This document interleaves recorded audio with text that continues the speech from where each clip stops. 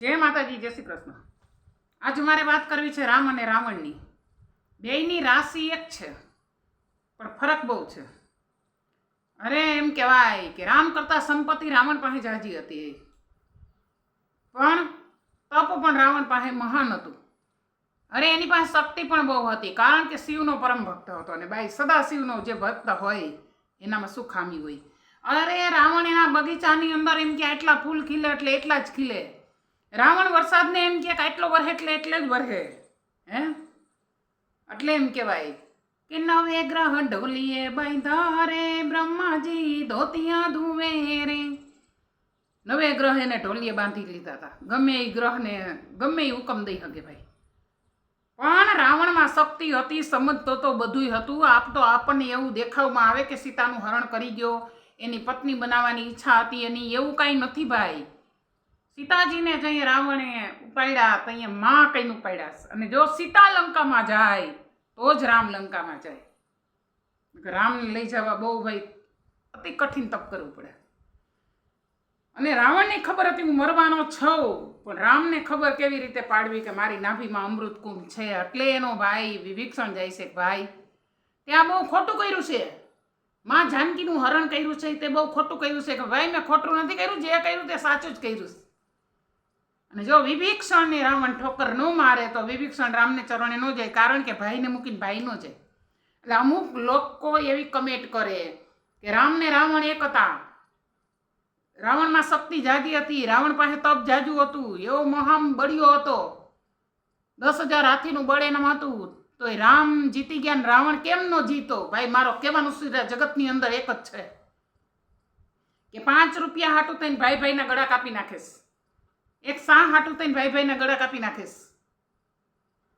રાવણને ભાઈ ભેગો નહોતો એટલે રાવણની હાર થઈને રામને એનો ભાઈ ભેગો હતો એટલે રાવણની જીત થઈ. મારો કહેવાનો સૂરી જીવનમાં ગમે એવા કસોટી આવે તમને, અરે ગમે એવી કસોટી તો ઠીક, પણ ગમે એવી ઠોકર ખાવી પડે, અરે ગમે એટલો રેસ ખમવો પડે તો ભલે ખમવો પડે, પણ ભાઈથી જુદા ન પડતા, નકર રાવણ જેવી ગતિ થાય. વિભીક્ષણ રાવણને ચરણે જાય છે, ભાઈ તે બહુ ખોટું કર્યું છે, મેં ખોટું નથી કર્યું, જે કર્યું તે સાચું કર્યું છે. વિભીક્ષણ રાવણને વારી વારીને કહેશે ભાઈ તું માં જાનકીને મૂકી દે તો સારી વાત છે, છતાંય રાવણ માનતો નથી. અરે લંકા જેવી લંકા જલી ગઈ અને તું હજી ભાઈને મૂકતો નથી. પણ સીતાજીને છોડતો નથી, પણ વિભીક્ષણ વારી વારીને મનવે છે ને રાવણનો મગજ જાય છે. ભાઈ રાવણનો મગજ ગયો એટલે રાવણે કીધું પાટું માર્યું સિંહાસનેથી. વિભીક્ષણને એમ કહેવાય કે 2-4 અડગોઠિયા ખવડાવી દીધા. વિભીક્ષણને એમ થયું કે હવે રામને શરણે ગયા સિવાય મારું કોઈ ગતિ નથી. પછી એમ કહેવાય કે કુંભકર્ણને ઉઠાડવામાં આવે છે. કુંભકર્ણને 6 મહિનાની નિંદ્રા હતી, કારણ કે એને બ્રહ્માજીએ વચન દીધું હતું. બ્રહ્માજી એને પ્રસન્ન થયા. બ્રહ્માજી કે કુંભકર્ણને કે માગી લે. કુંભકર્ણને માગું તું ઇન્દ્રાસન. અને કુંભકર્ણ એમ કહેવાય કે બ્રહ્માજીને કીધું મને નિંદ્રાસન આપો.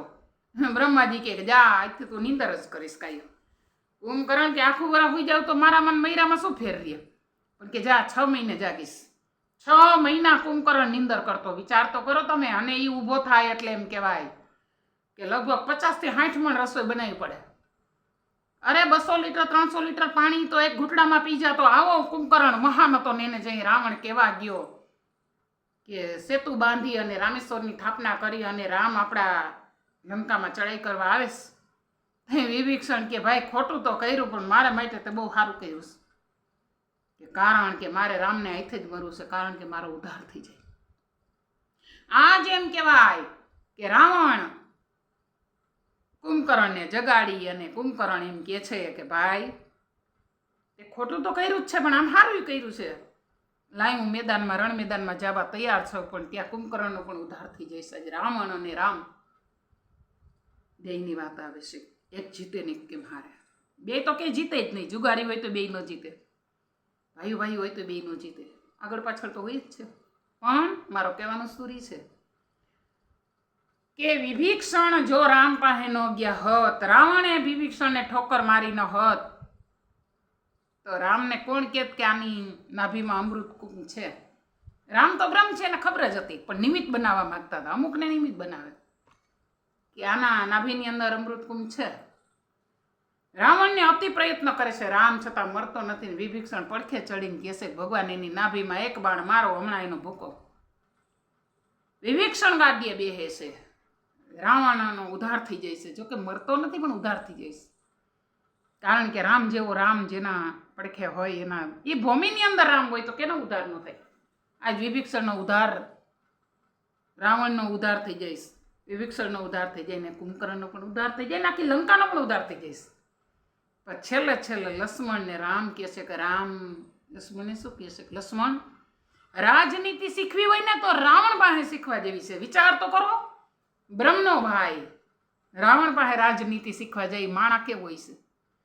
ના જ રાવણ રાજનીતિ શીખડાવે છે લક્ષ્મણને. પણ રામને એટલી વાત કરે છે કે તમે બધું મારી લંકામાં પધાર્યા એને તો ધન્યવાદ કહેવાય, થેન્ક યુ કહેવાય મારે, પણ મારે તો આ કરવું જ તું. સીતા તો મારી માં છે, પણ જો રામ તમે ન આવ્યા હોત વગર વાકે કોઈને મારો નહીં. અને હું છેલ્લે રહ્યો, કારણ કે મારા કુળમાંથી એકાદો રહી જાત ને તો બધા ભૂત પ્રેતમાં જ ભટકત. એટલે હું છેલ્લે રહ્યો, બધાનો વિનાશ કરીને પછી જ મારો નાશ થાય. એટલે રામ રાવણની રાશિ એક છે. રાવણ હાર્યો ને રામ કેમ જીતા, એ પ્રશ્ન મારે ને તમને સમજવા જેવો છે કે રામને એનો ભાઈ ભેગો હતો અને રાવણને એનો ભાઈ જુદો હતો. મારો કહેવાનો સૂરી છે કે જેનો ભાઈ ભેગો હોય ને જગતમાં કોઈ દી હારે નહીં, અને જેનો ભાઈ જુદો હોય ને એ જગતમાં હારેલા જ હોય છે. બસ આટલું. જય માતાજી, જય શ્રી કૃષ્ણ.